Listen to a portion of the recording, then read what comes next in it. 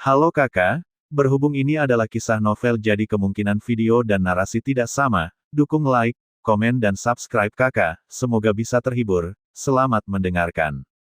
Adapun tokoh-tokoh di dalam asalnya ini, Xiaoyan tidak pernah peduli, karena di matanya, orang-orang ini bukanlah target menyambar api. Karena Xiaoyan telah menemukan bahwa pusat tungku asal ini mungkin bukan benar-benar pengorbanan api. Seperti namanya, api-api memadamkan api, dan nyala apinya mungkin tidak terkonsentrasi, tetapi tersebar menjadi api magnet yang tak terhitung jumlahnya, tetapi Xiaoyan tidak tahu berapa banyak yang harus dikumpulkan sebelum dia bisa kembali ke asalnya. Sebelum memasuki Furnace of Origin, Xiaoyan sudah menebak, sampai dia datang ke sini, dia mengkonfirmasi tebakannya. Jika di inti ini, jika itu benar-benar sumber api pemadam api, fluktuasi di sini tidak bisa begitu lemah, itu benar-benar tersembunyi dari mata orang, dan api mati telah ada di sini selama beberapa waktu, tidak mungkin tidak ada orang kuat yang masuk ke dalamnya. Tapi api ini masih ada, yang berarti asalnya tidak berada di pusat sama sekali. Ketika Xiaoyan menelan api yang mengandung kekuatan penghancur ekstrim ini, tubuhnya penuh dengan lubang yang hanyut oleh api, dan banyak api benar-benar melarikan diri dari gerakan gila ini, yang jelas mengejutkan semua orang di sini. Mereka menatap mata anti-inflamasi, seolah-olah mereka sedang melihat orang gila lain, dan sipir berhenti sebentar, lalu terus berjalan menuju tengah. Siapa ini? Bagaimana dia bisa lebih gila daripada orang-orang dari klan terlarang? Dia hanyalah orang gila, bisakah badai ini ditelan? Mata Qi Xiaoyun bingung, dan kemudian dia menggelengkan kepalanya, berpikir bahwa Xiaoyan pasti tidak akan bisa mendukungnya pada akhirnya, dan pada akhirnya akan mati dengan kejam. Dia juga terus bergegas menuju pusat, hanya King Teng dan mata yang lainnya menyusut tajam, mereka dengan jelas melihat Xiaoyan melahap tubuh yang terbakar dan memurnikan Laut Giok. Sekarang datang ke tungku asal ini untuk menelan badai api lagi, itu terlalu luar biasa, mereka tidak bisa mempercayainya, dan mereka juga tidak tahu apa yang akan dilakukan Xiaoyan, tubuh klan Yuan Shen benar-benar menakutkan. Badai api seperti itu berani menelan ke dalam tubuhnya. Jika itu adalah tubuh fisik biasa, bahkan jika itu abadi, tubuh fisik sama sekali tidak mungkin untuk didukung. Orang ini bukan hanya seorang alkemis yang kuat, tetapi juga sangat kuat, dan tidak berbahaya bagi kita untuk memenangkannya. King Teng berkata, tetapi dia juga memberi isyarat kepada timnya untuk menuju inti.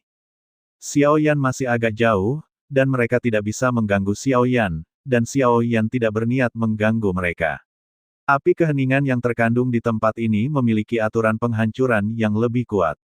Saya sudah memiliki 300 api pemadam api di tubuh saya, dan saya memiliki objek yang jelas untuk jalan kehancuran. Terus melahap dewa, saya tidak tahu apakah saya dapat menyadari bahwa alam dewa Xiaoyan asli ke-10 sudah menjadi elemen ke-3 dan ke-9. Dia belum pernah mendengar tentang Yuan ke-10, saya tidak tahu apakah 9 Yuan kecil adalah batasnya, tidak peduli apa, dia juga berencana untuk mencobanya. Aturan yang dia pahami diintegrasikan ke dalam setiap serangan, sehingga serangan berisi aturan, dan serangan dengan aturan sangat berbeda, dan kekuatannya secara alami menjadi lebih kuat.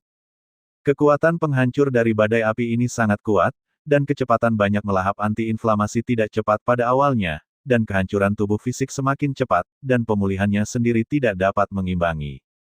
Pada saat ini, mata Xiao Yanyan membuka pusat konspirasi, tiba-tiba berkedip, dalam barisan simbiosis, dengan teriakan ringan, ada aliran vitalitas yang stabil di sekitar, bergegas menuju asap mesiu, dan pada saat ini, vitalitas juga diam-diam dilucuti dari sosok-sosok ini di sini, terpaksa terkelupas, dan mereka tidak bisa menghentikan kebencian sama sekali.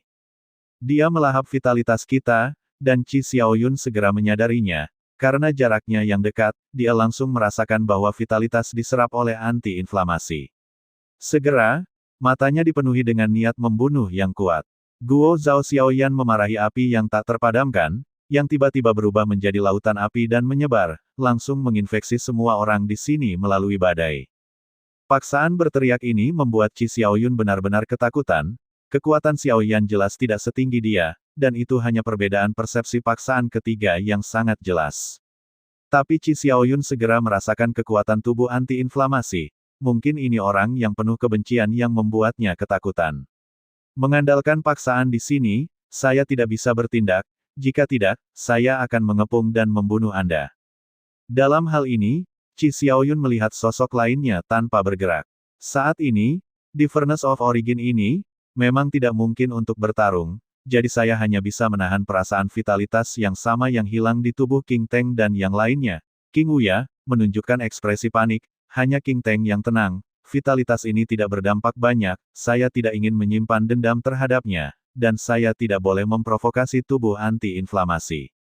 Dengan masuknya vitalitas, itu menyerap tidak hanya semua orang di depannya, tetapi seluruh semua orang yang ada di daerah misterius ini, dan vitalitas mereka bergegas menjadi nitrat saat ini. Oleh karena itu, di bawah sejumlah besar orang, setiap orang tidak dipilih karena banyak vitalitas, dan itu tidak berdampak banyak. Tentu saja, premisnya adalah berumur pendek dan anti-inflamasi, dan jika Anda ingin melahap badai api ini, badai api akan terus menyerap. Hanya dengan cara ini dukungan Qi dan darah tubuh fisik dapat dipastikan, dan jumlah sup api diam dipadatkan di tubuh anti-inflamasi dengan kecepatan yang menakutkan setelah melahap sebatang dupa. Tubuh anti-inflamasi memadatkan ke 400 sup api diam, dan badai api jelas melemah 1 poin. Tapi paksaan di sini masih sangat kuat. Xiao Yan mengabaikan ini, tetapi secara membabi buta membuka mulutnya untuk melahap api, dan kecepatannya masih terlalu lambat, dan kemudian lebih cepat. Alis Xiao Yan berkedip, dan klon jangkrik emas menyatu, dan kekuatan melahapnya adalah yang terkuat. Dalam sekejap, sepertinya seluruh badai api mengalir menuju asap, dan Xiao Yan menjadi mata badai, melonjak ke arahnya. Pada saat ini, badai semakin kecil, langkah mereka semakin cepat, dan mereka semakin dekat dan dekat ke pusat, tetapi vitalitas yang hilang di tubuh mereka menjadi semakin banyak, membuat mereka semua pucat dan terus dilahap.